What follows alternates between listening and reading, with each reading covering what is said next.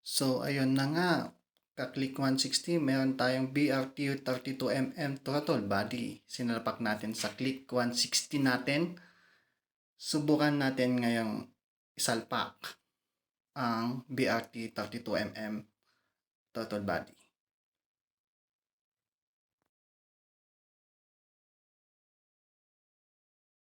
Stock out.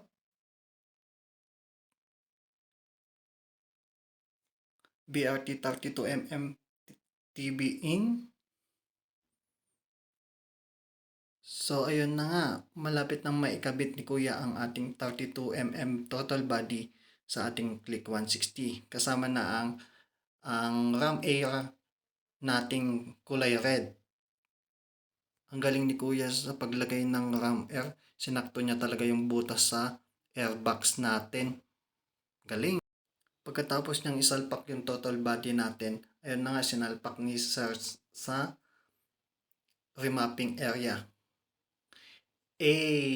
Napakaangas!